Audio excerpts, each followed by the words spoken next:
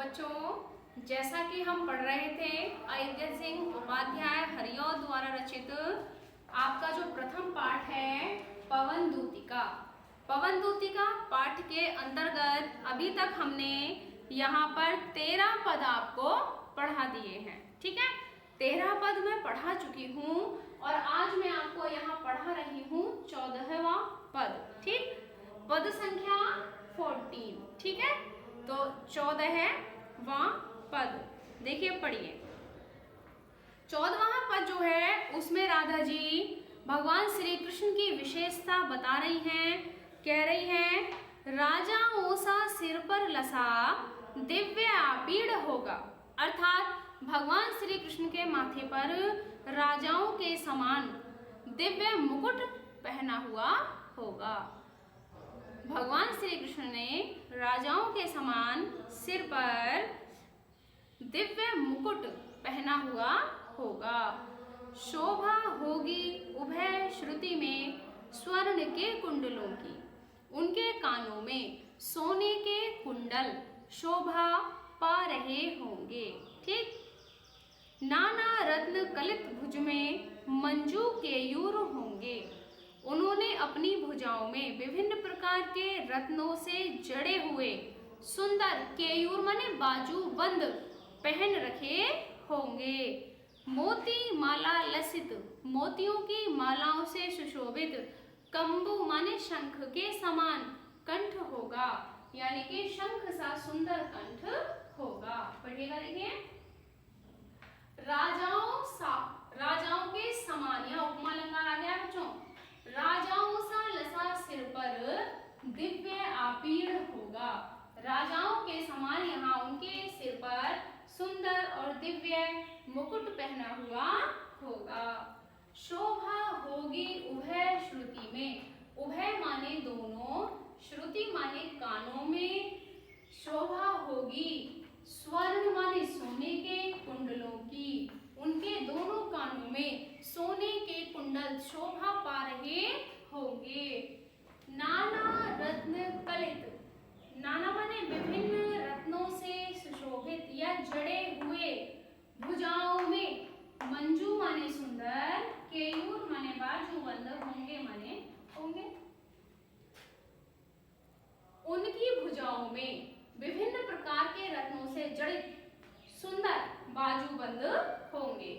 मोती माला लसित, मोती की मालाओं से सजा हुआ उनका शंख का आकार का यानी शंख सा सुंदर कंठ होगा, उनके जो गले का आकार है वो शंख आकार है। ठीक है, तो मोतियों की माला से सजा हुआ उनका शंख के आकार का सुंदर गला होगा। देखिए, उनकी बाह्य आकृति के विषय में वो बता रही हैं कि उनको किस प्रकार से तू पहचानेगी, उनके चिन्ह क्या क्या हैं। ठीक है, तो उनके रूप सौंदर्य का वर्णन यहाँ पर कर रही हैं राधा जी श्री कृष्ण के, जिससे कि वायु को मथुरा में पहुंचकर, पवन को मथुरा में पहुंचकर भगवान श्री कृष्ण को पहचानने में कोई दिक्कत न आए।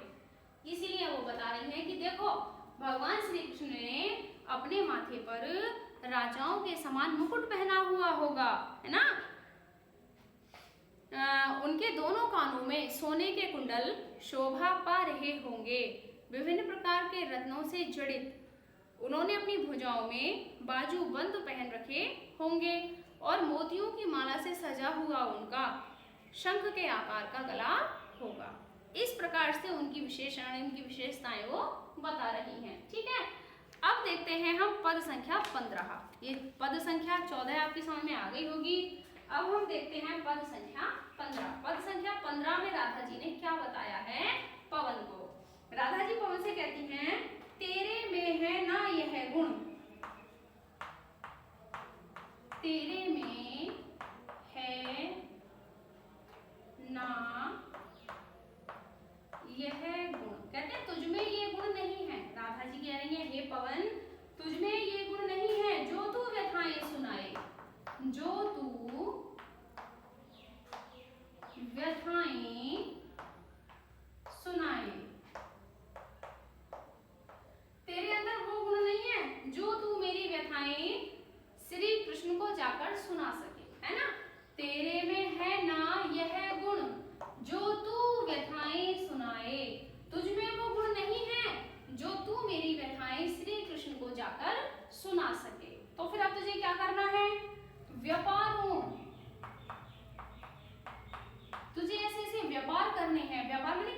ऐसे ऐसे कार्य, ऐसी ऐसी क्रियाएं कर रही है जिससे श्री कृष्ण खुद समझ जाएं।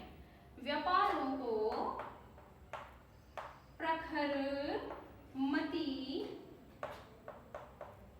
और युक्तियों को चलाना।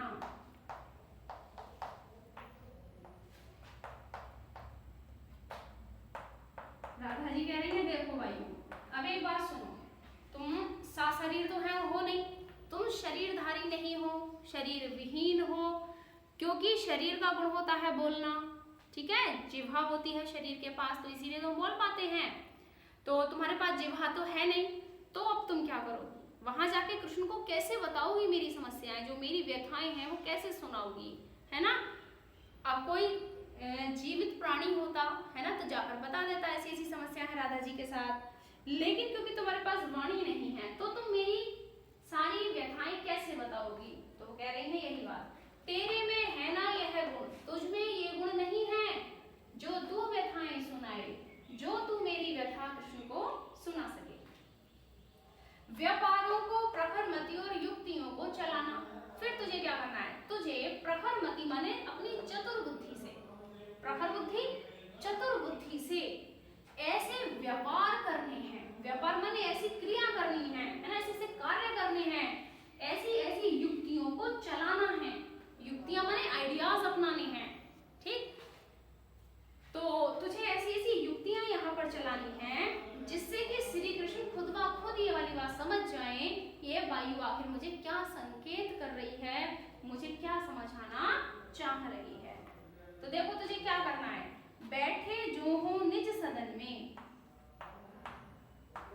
बैठे जो हो निज सदन में, बैठे जो हो निज सदन में, मेघ सी कांति वाले, मेघ सी कांति वाले, यानी मेघ के समान कांति वाले श्री कृष्ण, काले बादलों की कांति वाले यानी काले बादलों के समान सौंदर्य वाले श्री कृष्ण यदि निज सदन में बैठे हो, यानी अपने महल में बैठे हो, मेघ की कांति के समान कांति लिए हुए जो भगवान श्री कृष्ण हैं, यदि वो अपने महल में बैठे हो, तो चित्रों को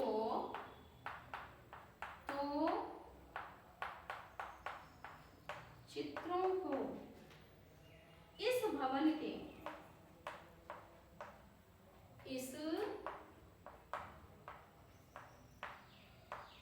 भवन के ध्यान से देख जाना।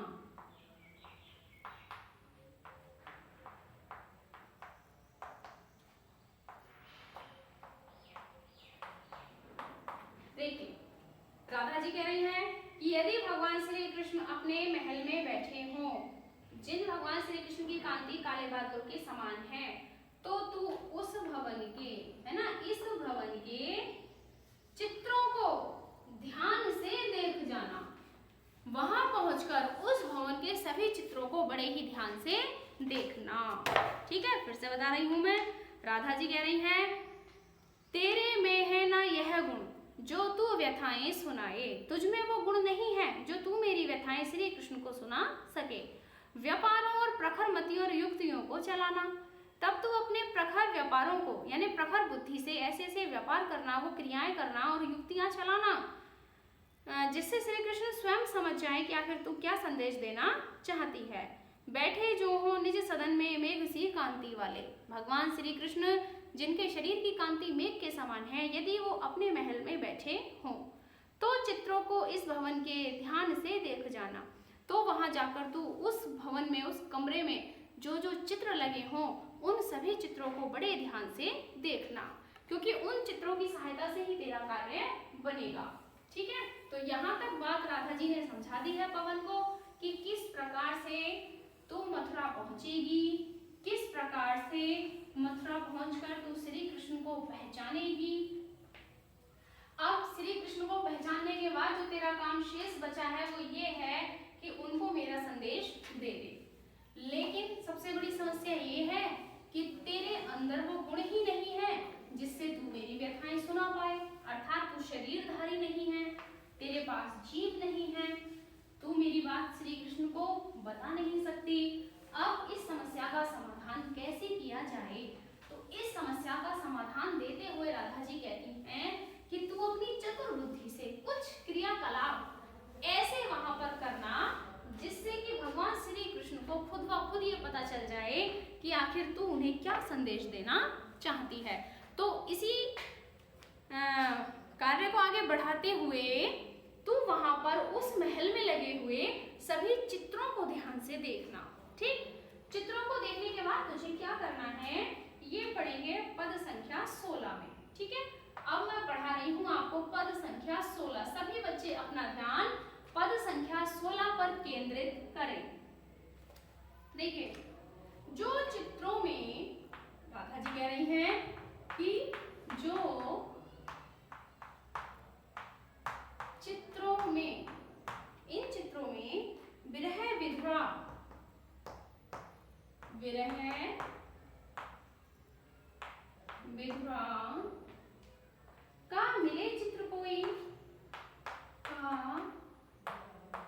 मिले चित्र कोई। राधा जी कह रही हैं कि हे वायु, यदि उन चित्रों में जो भगवान श्री कृष्ण के महल में लगे हुए हैं, उन चित्रों में विरह से व्याकुल किसी नायिका, विधुरा माने नायिका, ठीक, विरह से युक्त नायिका का मिले चित्र कोई, अगर तुझे कोई चित्र दिखाई दे, महल में जितने चित्र लगे हुए हों उनमें अगर तुझे कोई ऐसी महिला दिखाई दे, ऐसी नायिका दिखाई दे जो विरह से व्याकुल हो, ठीक है, तो जाके निकट उसको, तो जाके निकट उसको भाव से यूं हिलाना, भाव से यूं हिलाना।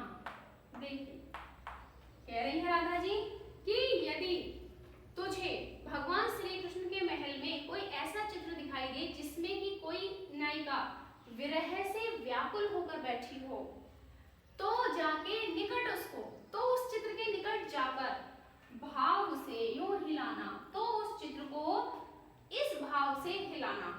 सारे चित्र रुके हुए हो, महल में जितने चित्र लगे हो कोई ना हिला हो, केवल वही एक चित्र हिल रहा हो जिसमें विरह से युक्त नायिका बैठी हुई है। प्यारे होके चकित जिससे, प्यारे माने कौन है प्यारे? कृष्ण।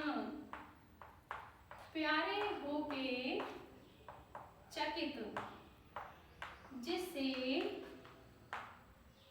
चित्र की ओर देखें,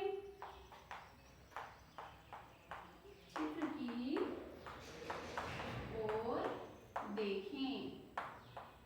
देखिए, कह रही है राधा जी कि उस चित्र को इस भाव से हिलाना कि प्रिय श्री कृष्ण चकित होकर चित्र की ओर देखें, है ना, उस चित्र को देखें। आशा है यूं सुरती, आशा है यूं सुरती, उनको हो सकेगी हमारी, सुरती उनको हो सकेगी हमारी। वो कह रही है राधा जी कि इस प्रकार से हमें आशा है, हमें उम्मीद है ना, आशा है इस प्रकार, यूं माने इस प्रकार, उनको सुरति माने स्मृति हो सकेगी हमारी, अर्थात इस प्रकार से उनको हमारी याद आ सकेगी। चित्र देखकर वो ये सोचेंगे कि जिस प्रकार से इस चित्र में अकेली बैठी हुई नायिका विरह से व्याकुल है, उसी प्रकार से मेरे वियोग में राधा भी कहीं इसी प्रकार से व्याकुल होकर बैठी होगी, तो इस प्रकार से उनको मेरी याद आ जाएगी। एक बार फिर से देख लीजिए, चित्रों में जो विरह विधुरा का मिले चित्र कोई, तो जाके निकट उसको भाव से यूं हिलाना, प्यारे होके चकित जिससे चित्र की ओर देखें, आशा है यूं सुरति उनको हो सकेगी हमारी। कह रही है कि उस महल में यदि कोई विरह से व्याकुल स्त्री का चित्र लगा हो, तो उसके निकट जाकर उसे इस भाव से हिलाना जिससे कि श्री कृष्ण चकित होकर उस चित्र की ओर देखें, आशा है इस प्रकार से उनको हमारी याद आ जाएगी। ठीक है, तो ये हमारे पद हो गए 16। अब हम पढ़ते हैं पद संख्या 17। आगे श्री कृष्ण आगे जो राधा जी हैं वो वायु को क्या समझा रही हैं। पद संख्या 17 में लिख रही हूँ, जो कोई भी इस सदन में चित्र उद्यान का हो, जो कोई भी इस सदन में, सदन वाले महल में, कि इस महल में यदि कोई चित्र है ना, जो कोई भी इस सदन में चित्र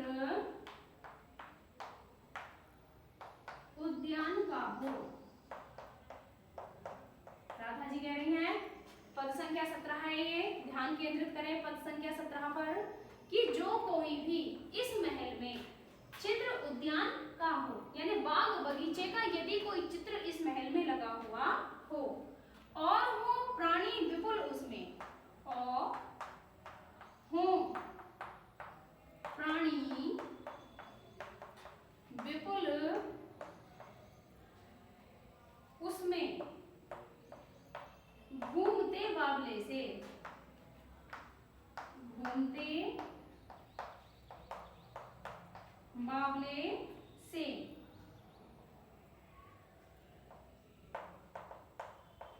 यानी राधा जी कि यदि इस महल में कोई बाग या बगीचे का चित्र लगा हो, उद्यान का चित्र लगा हो, और उसमें कुछ प्राणी पागलों के समान घूम रहे हो, ठीक, तो जाके सन्निकट, तो जाके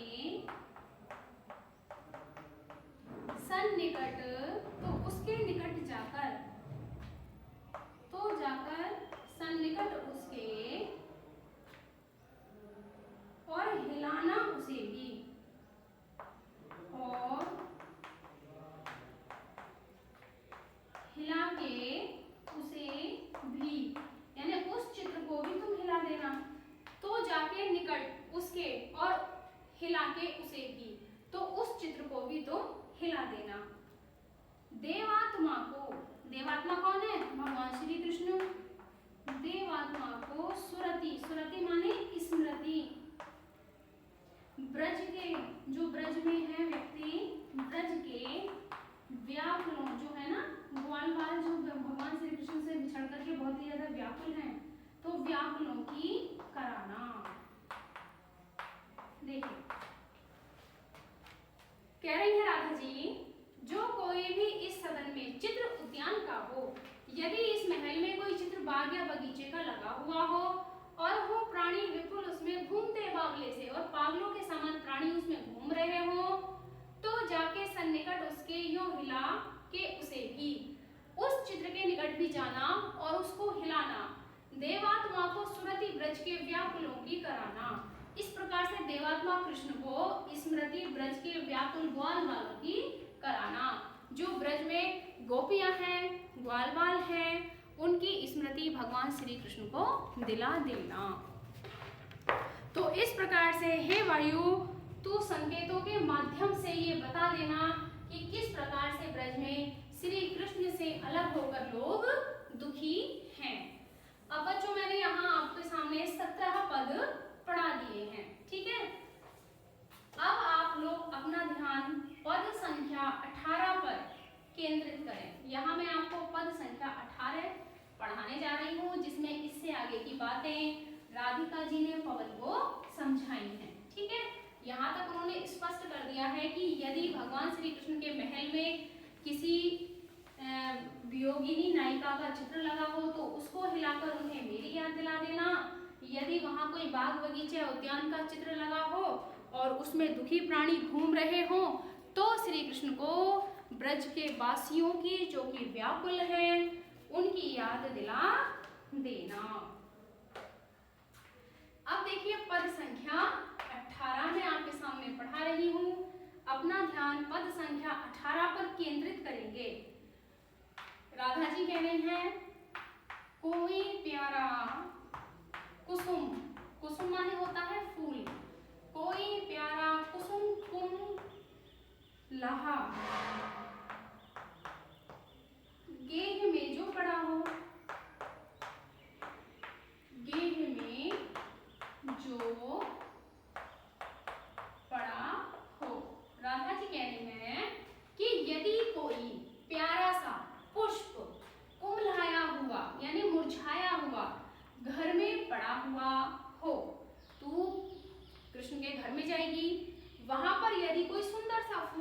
मुरझाया हुआ पड़ा हो। तो प्यारे के चरण पर ला डाल देना उसी को, ला डाल देना उसी को। देखिए यहाँ पर कह रहे हैं राधा जी कि यदि भगवान श्री कृष्ण के घर में कोई कुम्हलाया हुआ सुंदर सा फूल पड़ा हुआ हो तो उसको प्यारे यानी श्री कृष्ण के चरणों पर लाकर डाल देना। उस कुम्हलाए हुए मुरझाए हुए फूल को उड़ाकर ले आना और भगवान श्री कृष्ण के चरणों में लाकर डाल देना। यो देना ए पवन बतला, यो देना ए पवन बतला।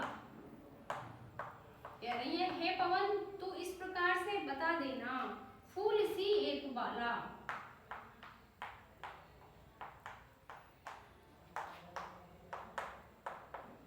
कृष्ण को ये बता देना कि इस फूल के समान एक बाला यानी कन्या है, यानी कि राधा।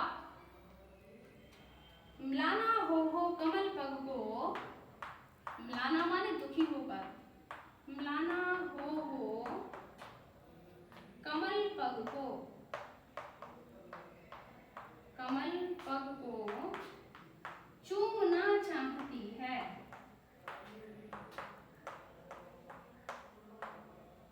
देखिए फिर से एक बार पढ़ रही हूँ। कोई प्यारा कुसुम कुमलाहा गेह में जो पड़ा हो तो प्यारे के चरण पर ला डाल देना उसी को। यो देना ए पवन बतला, फूल सी एक बाला। म्लाना हो कमल पग को चूमना चाहती है। अर्थात कोई प्यारा सा पुष्प जो मुरझाया हुआ हो यदि कृष्ण के घर में पड़ा हो तो उस पुष्प को उड़ाकर श्री कृष्ण के यानी मेरे प्रिय श्री कृष्ण के चरणों में लाकर डाल देना। यो देना पवन बतला, हे पवन इस प्रकार तुम कृष्ण को बता देना, फूल सी एक बाला कि पुष्प के समान कोमल एक बाला यानी एक कन्या जो कि आज म्लान हो चुकी है, तुम्हारे प्रेम के अभाव में जो म्लान यानी कि सूख चुकी है, तुम्हारे कमल पग को चूमना चाहती है, वो आज भी तुम्हारे चरण कमलों को चूमना चाहती है। इस प्रकार से मेरे भावों को उनके सामने व्यक्त कर देना कि कोई एक बाला जो ब्रज में है, जो आपके प्रेम के स्नेह के अभाव में इस पुष्प की भांति सूख गई है, लेकिन फिर भी आपके चरण कमलों को चूमना चाहती है। ठीक है, तो इस प्रकार से यहाँ पद संख्या 18 हमारी स्पष्ट हो गई है। कमल पग शब्द आया है यहाँ पर बच्चों और रूपक अलंकार है। ठीक है।